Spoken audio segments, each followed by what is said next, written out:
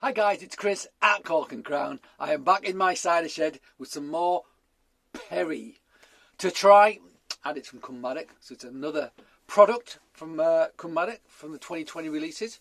We've had the Thorn, we've had the Foxwell, we've had the Betty Prosser, and now we're going to have the gin pear. There you go.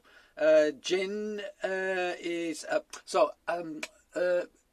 aromatics of juniper is suggested why people call it gin, because some people think it smells like juniper. Often smells of elderflower as well. It's got quite high levels of citric acid. What does it say on the bottle? Medium sweet, single variety Perry 2020. A delectable Perry with light elderflower notes and a juniper aftertaste. There you go. Hadn't read that. What does it say? Our gin Perry pears are hand-picked from a traditional orchard in Monmouthshire where no chemicals are used. Made a small batch of 175 litres from full juice using wild yeast and the pet nat method to give a natural sparkle and sweetness. 4.8%. Nice, 4.8%. We like that. It says 5.4% in Biro there. Which is it? 4.8 to 5.4. It's quite a big difference. I mean, I don't really mind. 5.4 is not that strong. But it says 4.8 printed on the back of this. So, yeah, don't know. It says 22/11/20 is the batch, so imagine that's when it was pressed. 22nd of November, 2020. What's the date today? Hang on. 20th of November. So almost a year ago to the day. Right, let's crack it. And hang on a minute. Got something else as well.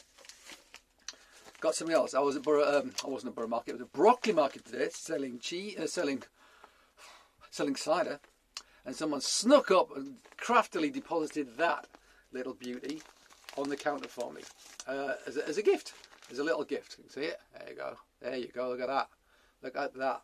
That is Cwm from Mons Cheesemongers, ashed, rinded goat's cheese. So it's got that grey you can see from the ash.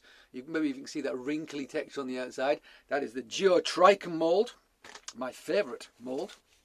Produces the most tasty cheese, in my opinion, and it's my favourite mould. And I'm allowed a favourite mould, because I'm a cheesemonger, as well as a cider merchant. Right, so I'll have some of that afterwards. I thought I'd bring it down the shed and have it with some Perry, because it might work with some Perry. That's all I was thinking. Right, now let's crack this open, shall we? Yes, please, Chris. All right, bit of a hiss. Pet nat. Jeremy already told us that. Some boobles. There you go. Yeah. There was a smoking gun, very briefly, but it's now stopped smoking. But you can see the bubbles coming up there. Very, very delicate. Let's pour it out. So, quite light in colour. Hasn't got that brassiness.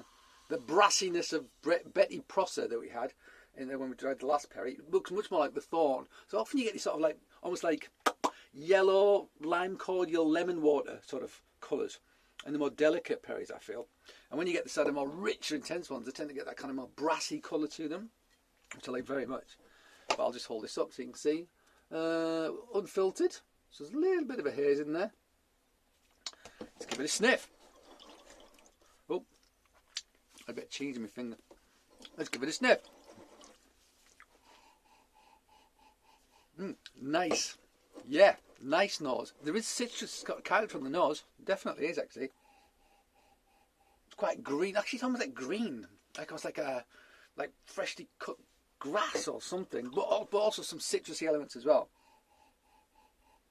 Nice. Maybe a little hint of elderflower. Just a hint. But it's kind of like a fresh citrusy character I'm getting on those, actually, more than anything. Yeah, it almost smells green. Yeah. Like freshly, like the box on a lawnmower or something like that. That's kind of what it makes me think of. Nice, delicate nose, nice nose. Let's give it a taste.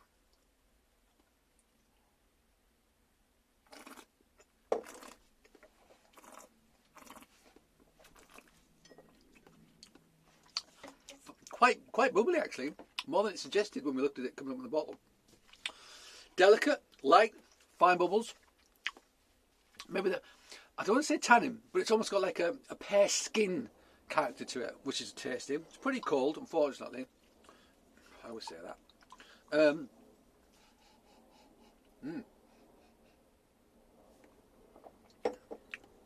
So it has got a very delicate kind of citrus character to it. And I want to say sort of lime, actually. I want to say There's a hint, the merest hint of pithiness about it. It's delicate. It's not as bold as the Thorn or the Betty Prosser. But the Betty Prosser was really rich. Now that nuttiness. The Thorn had actually more residual sweetness than this, but had bolder acidity to balance it. This is less sweet, but also less acid. So I think it's actually quite balanced, to be honest with you. But it is very delicate. It's very delicate. There's obvious pear character in this as well. It really is, like, not green, but just to say ripe.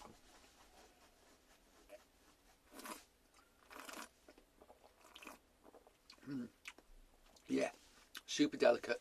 You know, if you like things like Prosecco and stuff like that, or just delicate sparkling wines, this will do the job. And it costs about the same. And it's from a tiny producer. A tiny producer. You know, doing non-interventionist. I mean, it's a natural flipping wine, this. You know, and I sell it for the same price as you'd buy a bottle of Cava or Prosecco in Sainsbury's or wherever you shop. You know, craziness. Shall we try it with some cheese? Yes, please, Chris. All right, then. Where is it? Where's my knife? I've got a couple of knives. Which shall I use? Let's use this one. So there it is. Wait, whoa! I'm just going to put my finger on that bit of paper. A bit of paper. There. So let's cut a bit off. Comme ça. Come here, you. Come here, you. There you go. So you see, it's got some breakdown. I didn't put it in the fridge. I left it out. So you can see it's got this sort of breakdown here. It's starting to go gooey under the rind, where the rind is breaking down the paste, raising the pH, breaking down the proteins and the fats to give us more complexity of flavour and making it runny and soft. Then in the middle, got this very white, sort of almost white, sort of, still sort of chalky in the middle because that's still got quite high acidity. Hasn't been broken down. Super white because it's a goat's cheese. So goats convert beta carotene, which comes out of the feed when they eat plants and grass. They convert beta carotene into vitamin A. So the milk doesn't come out with beta carotene in, so it comes out very white, whereas cows do not convert beta carotene into vitamin A, so their milk is more yellow in colour. So we can tell by looking at this, really, that it's probably going to be a goat cheese, just because that sort of super, almost blue Daz whiteness, or something like that, yeah? I'm going to eat it straight off the knife.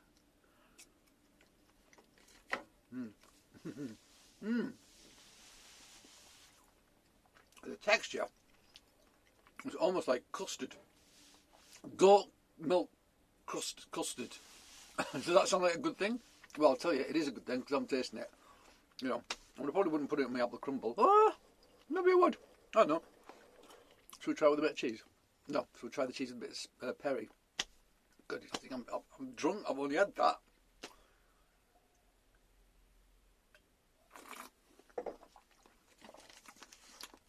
You know what? You know what? Those fine bubbles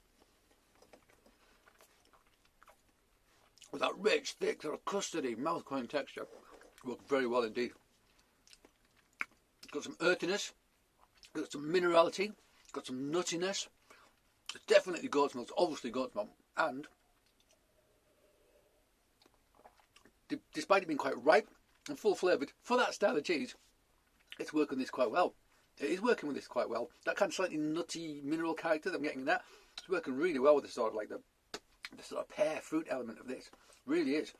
That ain't a bad pairing at all. Salsa Kufi and Gin Perry from Cwm Maddoc. So there you go, guys. If you want to get some of this, go to mons-cheese.co.uk and buy it from their online shop. I helped do the photography for that website, and there's a nice big pyramid of them all stacked up. They weren't as soft as this though. We wouldn't be able to stack them up in a pyramid if they'd been as soft as this. It would have been quite messy. Yeah, go to their shop, order one, get yourself some nice perry, have a nice time. A bit like me. Alright guys, so there you go. Salsa Kufi, goat's cheese from the Loire in France, and Gin Perry from Cwm Maddoc in Herefordshire. Thank you for joining me in my shed. I hope you join me again. But until that time, cheers.